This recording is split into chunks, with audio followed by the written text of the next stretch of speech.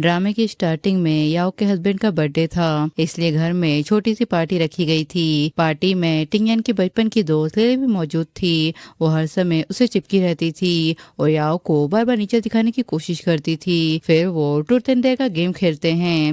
Lily जानबूझकर ऐसी बातें बोल रही थी जिससे लगे कि उसका और टिंगयन का रिश्ता सिर्फ दोस्ती से कहीं ज्यादा है। वो सबके सामने बोलती है कि उसने पूरी रात उसके कपड़े पहने थे, वो दोनों पूरी रात साथ थे और टिंगयन उसके लिए कुछ भी कर सकता है। याओ ये सब सुनकर हर्ट तो होती है, लेकिन टिंगयन उसकी साइड लेने की बजाय उल्टा उसी को ही गलत ठहराता है। वो याओ को मजबूर करता है कि वो लिले से माफी मांगे। तब याओ उसे थप्पड़ मार देती है और लिले को भी। टिंगयन को गुस्सा आ जाता है, वो भी उसे थप्पड़ मार के याओ को सॉरी बोलने के लिए कहता है। तब याओ उससे लड़ने लगती है। इसी मौके का फायदा उठा के लिले उसे स्टेयर से धक्का देकर गिरा देती है। तभी अचानक उसकी मौत भी हो जाती है, लेकिन अगले ही पल वो खुद को फिर से जिंदा पाती है। उसे पता चलता है कि उसका रिबॉर्न हो गया है और उसके सामने एक अजीब सा सिस्टम आता है। सिस्टम उसे बताता है कि अगर अगले 30 दिनों में वो 100 हार्बैक पॉइंट कलेक्ट कर लेती है तो तभी उसकी जान बच सकती है, वरना इस बार वो हमेशा के लिए मर जाएगी। अब लाव समझ जाती है कि उसे वही दर्द वापस देना होगा जो उसने अपनी पिछली लाइफ में सहा था।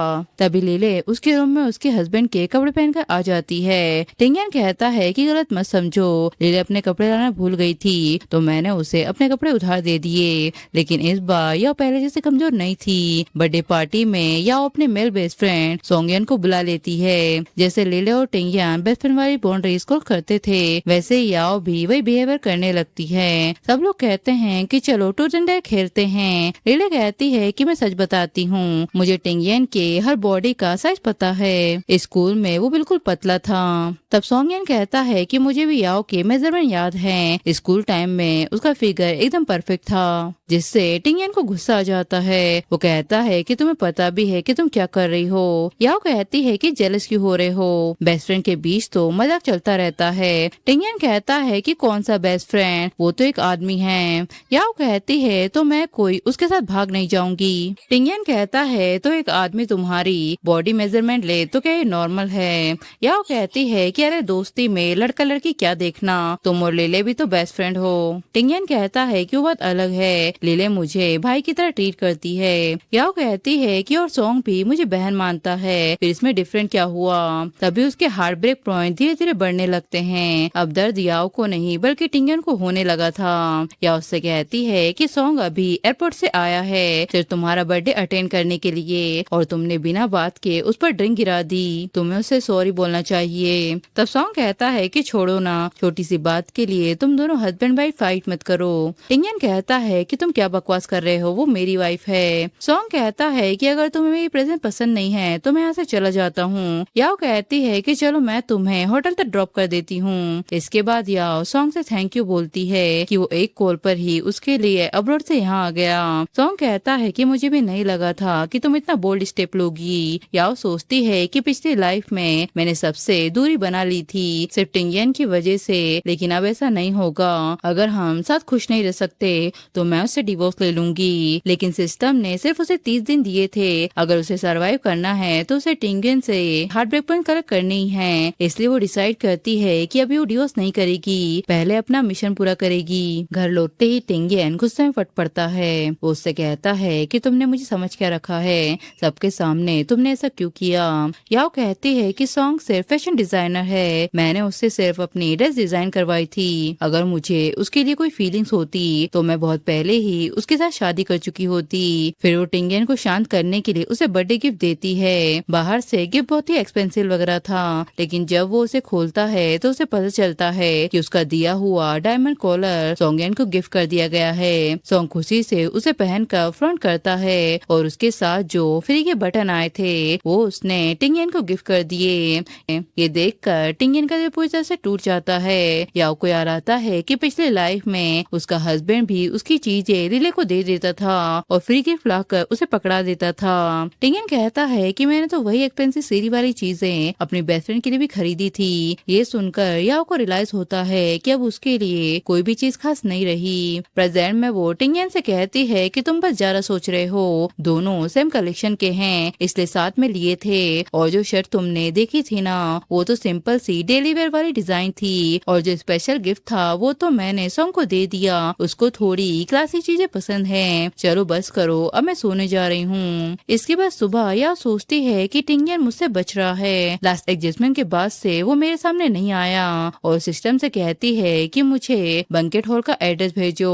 अगर वो खुद सामने नहीं आ रहा है तो मैं उसके पास चली जाऊंगी। जब वो लोकेशन पर आती है तो टिंगन लिले को उसकी ड्रेस पहना रहा होता है। याओ कहती है कि ये ड्रेस तो मेरी है ना। टिंगन कहता है कि इस साल लिले भी कंपनी एनुअल मीटिंग में आ रही है, उसके पास कोई अच्छी ड्रेस नहीं थी तो मैंने तुम्हारी ड्रेस उसे दे दी, अब तुम इतनी भी कंजूस तो मत बनो।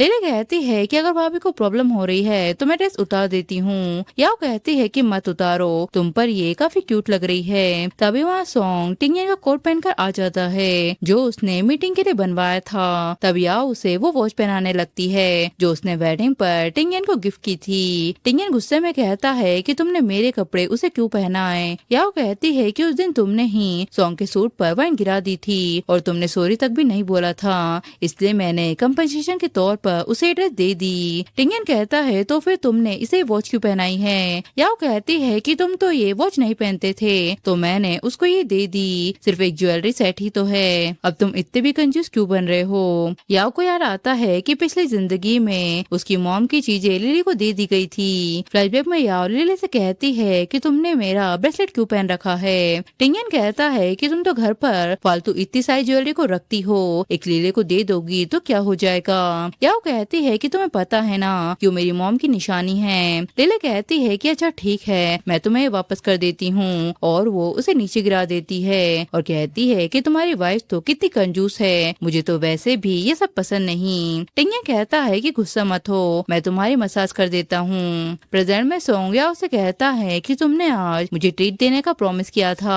फिर वो लोग मिलकर खाना खाने लगते हैं। याओ बार बार जानबूझ के टिंगन को जेलस फील करवाती है। थोड़ी देर बाद टिंगन खुद याओ से कहता है कि उसे सोंगन के साथ उसकी क्लोजनेस बिल्कुल पसंद नहीं। याओ कहती है कि तुम हमेशा उसको टारगेट क्यों करते रहते हो, उसने तुम्हारा क्या बिगाड़ा है। टिंगन कहता है कि मैं तुम्हारा हस्बैंड हूँ, रोज तुम्हें उसके साथ देखकर मुझे भी बुरा लगता है। याओ कहती है कि मेरी लाइफ से तुम्हारे अराउंड भी नहीं घूमती और अगर मेरा सोंगन के साथ सच में कुछ होता तो अब तक हमारे बच्चे किंडरगार्टन जा रहे होते, तुम बस फालतू में ही पजेसिव हो रहे हो। टिंगन कहता है कि हाँ मैं पजेसिव हूँ, जब से सोंगन वापस आया है तुम मुझे देखती तक नहीं, इतने लोगों के सामने मेरी इंसल्ट की, बर्थडे गिफ्ट को भी तुमने उसे दे दिया, वेडिंग गिफ्ट हो ड्रेस हो जो भी मन करता है उसको दे देती हो। अपने दिल पर हाथ रख के बोलो, क्या मैंने इतने सालों में तुम्हारे साथ कुछ बुरा किया है क्या। मैं मान रहा हूँ कि मैं और लिले थोड़े क्लोज हो गए हैं लेकिन हमारे बीच वैसा कुछ नहीं है, हम सिर्फ अच्छे दोस्त हैं। तुम्हें बदला लेने के लिए ये सब ड्रामा करने की जरूरत नहीं, मेरी पेशेंस की लिमिट है। तब याओ कहती है कि बस इतने में ही इसका दिमाग हिल गया, अभी तो बहुत कुछ होना बाकी है। इसके बाद इवेंट में लिले याओ से कहती है कि इस साल टिंगन का फर्स्ट डांस मेरे साथ होने वाला है, देखते हैं कि तुम कब तक उसकी वाइफ की सीट पर टिकी रहती हो। याओ कहती है कि मुझे नहीं पता कि मैं कब तक टिकूंगी पर तुम्हारा कोई भी चांस नहीं है, इतने सालों तक तुम बस उसकी फीमेल बेस्ट फ्रेंड बन के रह गई हो। लिले कहती है तो चलो आज देख ही लेते हैं कि उसके दिल में सबसे ज्यादा इम्पोर्टेंट कौन है। याओ कहती है कि लगता है अब वही पुराना ड्रामा फिर से रिपीट होने वाला है और वो जानकर उस पर वाइन फेंक देती है जिससे झूमर भी नीचे गिर जाता है। सॉन्ग और टिंगन दोनों ही इंजर्ड पड़े थे लेकिन याओ सॉन्ग के पास ही जाती है। तर्जुमे में दिखाते हैं कि जब लिले और याओ का एक्सीडेंट हो गया था तब टिंगन सबसे पहले लिले के पास जाता है। लिले कहती है कि भाभी को ब्लेम मत करो, उन्होंने जानबूझकर ऐसा नहीं किया। तब टिंगन गुस्से में उससे बोलता है कि तुम उससे इतना हेट क्यों करती हो, क्या तुम्हें उसको हट करके ही सुकून मिलता है। तभी वहाँ एम्बुलेंस भी आ जाती है। नर्स उससे बोलती है कि ज्यादा इंजरी तो दूसरी लड़की को हुई है, हटो हमारा टाइम वेस्ट मत करो। टिंगन कहता है कि वो सिर्फ एक्टिंग कर रही है, उसको कुछ भी सीरियस नहीं हुआ। तब याओ कहती है कि लिले के हाथ पर छोटे कट थे लेकिन टिंगन के लिए वो बहुत ही बड़ा इशू बन गया था। प्रेजेंट एंड में सॉन्ग याओ से कहता है कि मिस्टर गू को ब्लेम मत करना, उन्होंने ये सब जानबूझकर नहीं किया।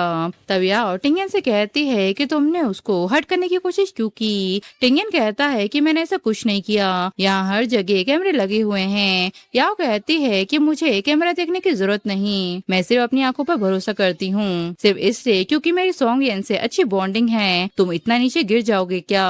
सॉन्ग का नेचर अच्छा है, वो तुम्हें माफ कर सकता है, लेकिन मैं तुम्हें माफ नहीं करूंगी। अब जल्दी से उसे सॉरी बोलो। टिंगयन कहता है कि आखिर तुम चाहती क्या हो। याओ कहती है कि इतनी सी इंजरी के लिए तुम इतना ड्रामा क्यों कर रहे हो, अभी के अभी उसे सॉरी बोलो।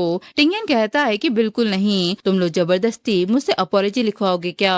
तब याओ उसे थप्पड़ मारती है। टिंगयन कहता है क्या तुम भूल गई हो, तुम मेरी वाइफ हो। याओ कहती है कि पिछले लाइफ में उसने मुझे फोर्स किया था कि मैं लिले से माफी मांगू, और आज फाइनली मेरी बारी है, और वो फिर से उसे थप्पड़ लगाती है। सॉन्ग कहता है कि काउंट कर लो, तुम्हारी वजह से सारे रिलेशनशिप टूट रहे हैं। याओ कहती है कि सिर्फ इसलिए क्योंकि तुम पावरफुल फैमिली में पैदा हुए हो, तुम्हें क्या लगता है कि तुम किसी को भी हर्ट कर सकते हो। फिर वो सॉन्ग से कहती है कि चलो मैं तुम्हें हॉस्पिटल ले चलती हूँ। टिंगयन कहता है क्या तुम्हें सच में कुछ दिखाई नहीं देता, उसकी छोटी सी स्केच तुम्हें सीरियस लग रही है, और मेरी इतनी बड़ी इंजरी भी तुम इग्नोर कर रही हो। तब याओ उसे धक्का देके वहाँ से चली जाती है। इसके बाद सॉन्ग याओ से कहता है कि क्या तुमने मुझे स्पेशली एक्टिंग करने को बोला था ताकि वो जेलस हो जाए। याओ कहती है कि वो जेलस हो या ना हो मुझे फर्क नहीं पड़ता, वो तो कब का मेरे दिल से निकल चुका है। सॉन्ग कहता है तो फिर तुम उससे डिवोर्स क्यों नहीं ले लेती। याओ कहती है कि अभी उस बारे में मत सोचो, लो ये टिकट और स्टेटस पे लगा के टिंगयन को जेलस करवाओ। तब सॉन्ग लिखता है कि मुझे सनराइज देखना था, ये बोलते ही मेरी गर्लफ्रेंड ने मेरी टिकट बुक कर दी। ये देख के टिंगयन गुस्से में लाल हो जाता है। लिले उसे कहती है कि चलो मैं तुम्हें खुश करती हूँ बिल्कुल पहले की तरह। तभी याओ भी कैमरे से उन्हें देख रही होती है। टिंगयन कहता है कि बस करो। लिले कहती है कि क्या हुआ, पहले तो तुम ऐसे नहीं थे, जब भी तुम अपसेट होते थे तो मैं तुम्हें ऐसे ही खुश करती थी। टिंगयन कहता है कि पास को भूल जाओ, तुम कोई मेरी वाइफ नहीं हो। सुबह लिले नाटक करती है कि भाभी मुझे बिल्कुल भी पसंद नहीं करती, लगता है कि मुझे यहाँ से चले जाना चाहिए, लेकिन टिंगयन उसे बिल्कुल भी नहीं रोकता। तब लिले बेहोश होने का नाटक करती है। डॉक्टर कहते हैं कि इसके ब्लड में प्रॉब्लम हो गई है, लेकिन इसका ब्लड ग्रुप हमारे हॉस्पिटल में नहीं है। टिंगयन कहता है कि मेरी वाइफ और लिले का ब्लड ग्रुप सेम है, मैं उसे ब्लड डोनेट करने के लिए बुलाता हूँ। तब बाहर या उसे कहती है कि अच्छा हुआ तुम मिल गए, सॉन्ग एजेड हो गया है, अर्जेंटली उसे ब्लड चाहिए और तुम्हारा ब्लड ग्रुप बिल्कुल परफेक्ट मैच है, अब जल्दी मेरे साथ चलो। फिर वो उसका ब्लड डोनेट करवाती है। तब सॉन्ग वहाँ आकर कहता है कि तुम लोग क्या कर रहे हो, तुमने मेरी बात को सीरियसली ले लिया, मैं तो बस मजाक कर रहा था, मैं एकदम ठीक हूँ। जिस पर टिंगयन उसे लड़ने लगता है। याओ कहती है कि ऐसा ड्रामा क्यों कर रहे हो। फिल्म में दिखाते हैं कि टिंगयन नर्स से याओ का ब्लड निकालने को बोलता है। नर्स कहती है कि इन्होंने रिसेंटली बहुत सारा ब्लड डोनेट किया है, बॉडी को नया ब्लड बनाने के लिए टाइम नहीं मिल रहा, उनकी हेल्थ वीक हो रही है, मैं रिकमेंड नहीं करती कि वो ब्लड डोनेट करें। याओ कहती है कि लेकिन लाइफ और डेथ से मुझे कोई लेना देना नहीं, मैं उसके लिए ब्लड डोनेट नहीं करूंगी। लेकिन टिंगयन उसकी बिल्कुल भी नहीं सुनता। प्रेजेंट में वो कहती है कि ये ब्लड किसी काम का नहीं है, लेकिन हॉस्पिटल में बहुत लोग होते हैं जिन्हें ब्लड चाहिए होता है। टिंगयन कहता है क्या तुम्हें याद नहीं कि तुम मेरे लिए ब्लड बढ़ाने वाला खाना बनाती थी और आज मुझसे ही जबरदस्ती कर रही हो। याओ कहती है कि मेरा फायदा उठाना बंद करो, मुझे अब ये सब बिल्कुल बर्दाश्त नहीं होता, अपनी हालत देखो जरा। दूसरी तरफ लिले डॉक्टर से कहती है कि मुझे ऑपरेशन रूम में मत ले जाओ, मैं सच में बीमार नहीं हूँ, मैं तुम्हारी एक्टिंग के पैसे तुम्हें दे दूंगी। तब टिंगयन उससे कहता है तो तुम पहले भी बीमार होने का नाटक करती थी, मैंने कितनी बार याओ को फोर्स किया था तुम्हें ब्लड देने के लिए। तब लिले कहती है कि पहले मैं सच में बीमार थी, लेकिन इस बार सब फेक था, मुझे बस पसंद नहीं आया कि याओ तुम जैसे अच्छे इंसान को ऐसे इग्नोर करे, इसलिए मैंने ये आइडिया सोचा ताकि याओ जेलस हो जाए और तुम दोनों फिर से क्लोज हो जाओ। टिंगयन कहता है कि मेरी ही गलती थी, मैंने तुम्हें गलत समझा। फिर अचानक उसकी तबीयत बिगड़ने लगती है। वो कहता है कि डॉक्टर को मत बुलाओ, मुझे पहले घर ले चलो, याओ को पता चलेगा तो जरूर मेरी केयर करेगी। लेकिन जब वो होश में आता है तो सिर्फ लिले ही उसके सामने होती है। टिंगयन बोलता है कि तुम यहाँ क्यों हो और मेरी वाइफ कहाँ है।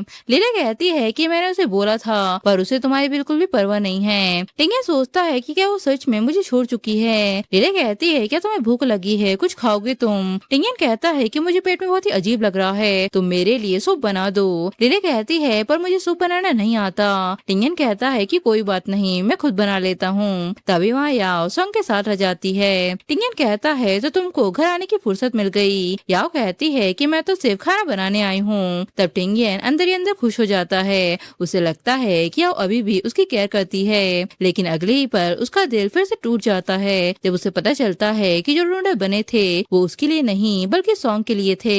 याओ प्यार से सॉन्ग का ख्याल रखती है। वो कहती है कि उसे बाहर का खाना बिल्कुल भी सूट नहीं करता, इसलिए उसने स्पेशली घर पर उसके लिए खाना बनाया।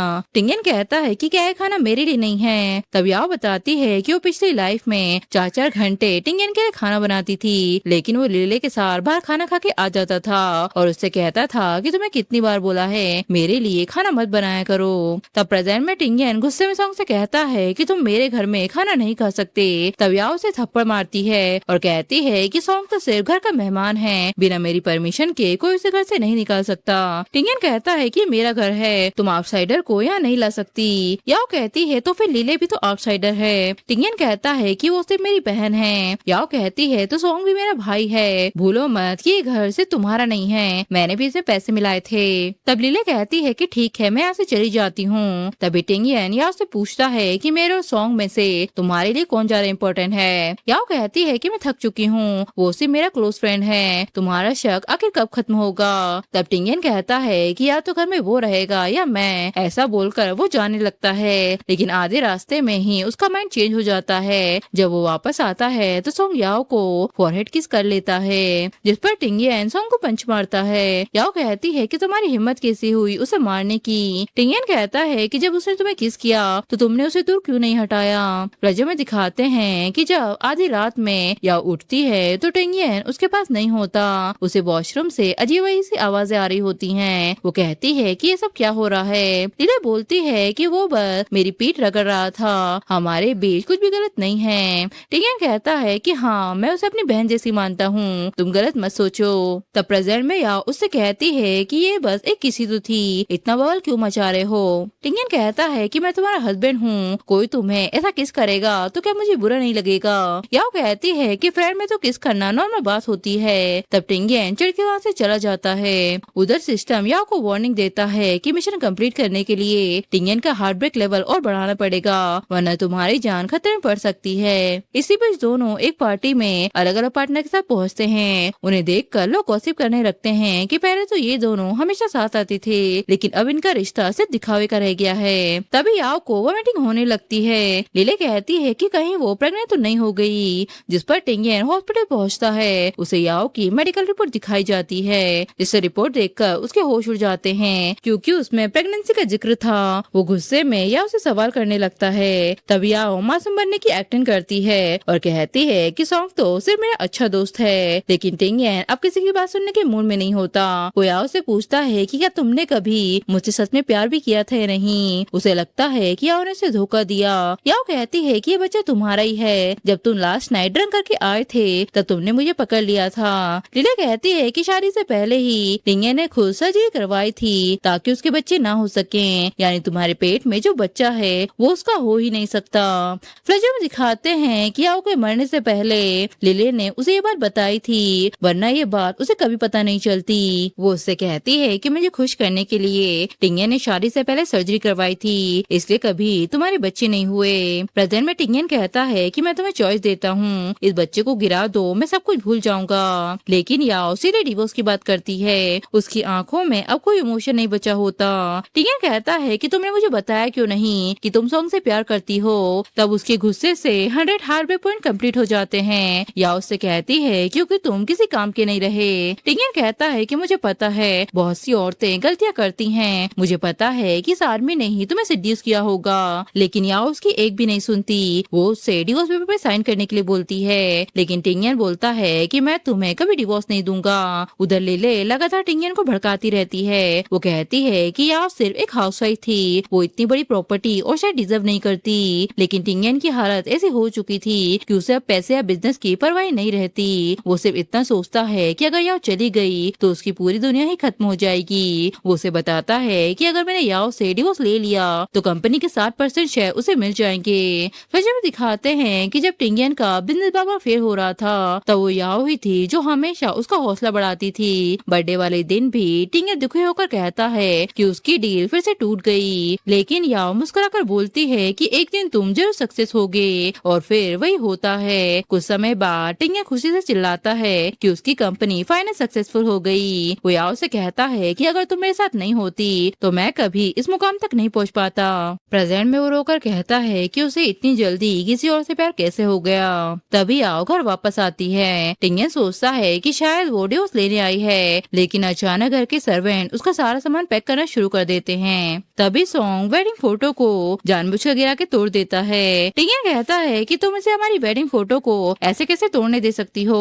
तब याओ उस फोटो को फाड़कर बोलती है कि अब ये मेरे लिए सिर्फ एक कचरा है। बाद में टिंगन सिक्योरिटी सर्जरी करवाने आ जाता है ताकि वो फिर से बाप बन सके। वो याओ से कहता है कि तुम हमेशा से बच्चे चाहती थी ना, अब मैं तुम्हारी विश पूरी कर दूंगा। रजा में दिखाते हैं कि याओ को हमेशा लगता था कि उसकी वजह से ही घर में बच्चे नहीं हो पा रहे हैं। टिंगन की मॉम भी उसे ब्लेम करती रहती थी और उसे बांझ तक भी बोल देती थी, लेकिन याओ फिर भी सब कुछ सहती रहती थी। प्रेजेंट में याओ उससे कहती है कि अगर तुम्हें बच्चे चाहिए तो अपनी लीले के पास जाओ। टिंगन कहता है कि हमारे बीच ऐसा कुछ नहीं है, मैं सिर्फ उसे अपनी बहन की तरह देखता हूँ। तब याओ उसे वीडियो दिखाकर बोलती है कि कौन से भाई बहन का रिश्ता ऐसा होता है। टिंगन कहता है कि ऐसा नहीं है, लास्ट बार मैंने उसे धक्का दे दिया था। याओ कहती है तो अच्छा फर्स्ट टाइम तुमने क्या किया था, अभी भी झूठ बोलोगे, कितने घटिया हो तुम। इसके बाद टिंगन मेडिकल स्टोर पर प्रेगनेंसी मेडिसिन लेने आ जाता है। वो याओ को मेडिसिन देकर उसका बच्चा गिराने का प्लान बनाता है। वो कहता है कि अगर नहीं रहा तो याओ शायद मेरे पास वापस आ जाएगी। लीले कहती है कि तुम कुछ भी कर लो, याओ का बच्चा वोट नहीं होगा, जिस पर टिंगन उस पर गुस्सा करने लगता है। लीले को समझ आ जाता है कि टिंगन ने सिर्फ उसका यूज किया था। उससे कहती है क्या अब तुम मेरे साथ नहीं रहना चाहते।